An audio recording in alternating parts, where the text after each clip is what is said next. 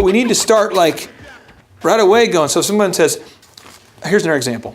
There's a sad man that I know. He's a good guy, just sad story. He keeps going to these endless networking events. Chamber events, Rotary events.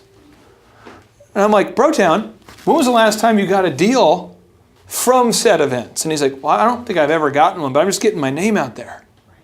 And I'm like, well, currently you're making about $11 an hour a week because you keep going to these things during the week. You're going to coffee with a dude, you're going to the dry cleaners, you're going to the networking events. You cannot do this. You're done with it. We're going to pay a courier to pick up your checks. We're not going to networking events anymore unless they pay us.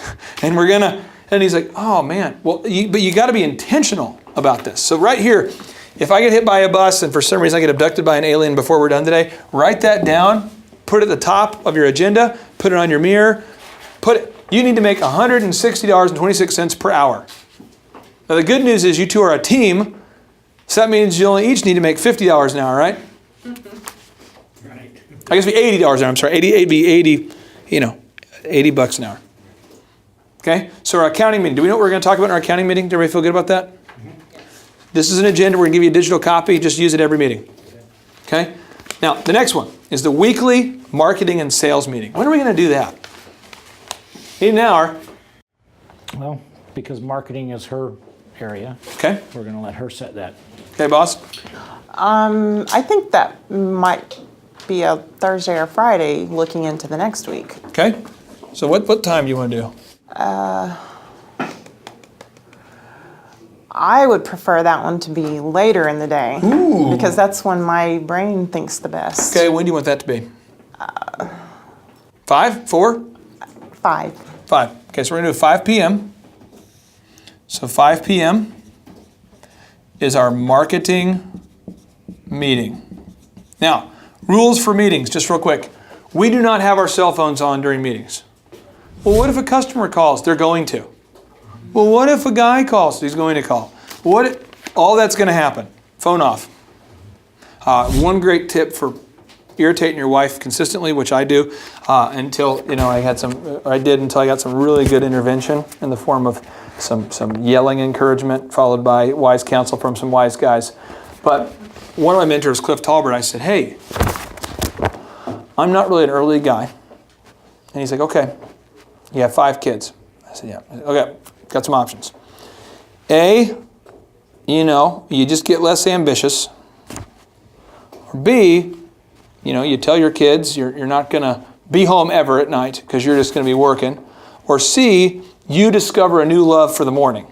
That was like his conversation he had with me. Now, other people have different dynamics. You don't have to do that. But you got to find what's going to work. And is it going to be easy? Absolutely not. But I see entrepreneurs all the time who will come to you, they'll call me up and they'll say, I got my schedule, but my phone keeps ringing. I know it's going to ring. Just turn it off. Just don't. When I'm with you today, I will not answer my phone. When I get out of this meeting, I'll have 20-something text messages. Do I care? Yeah, a little secret part of you wants to care, but you can't. Okay? So today, this morning, I got a text message from the mayor of a big city, wants to pay me a big old consulting fee to help re-energize his downtown. That's pretty exciting. But I'm not going to call him. But what if I lose the deal? I'm okay with it. Because you know what? I've got boundaries, I've got a plan, and on the average, I'm going to come out ahead. But then I have boundaries, I have limitations, and I want to make sure that I am available for you when I'm here, available for my wife when I'm there, available for my kids when I'm there. It's a big thing. Cool? So let's get into this, the marketing. We need to go over the number of new clients last week. Number of new clients last week. What if that number is 0?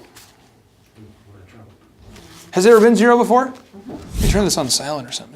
It's like a demon example of how not to be interrupted. Yeah, absolutely.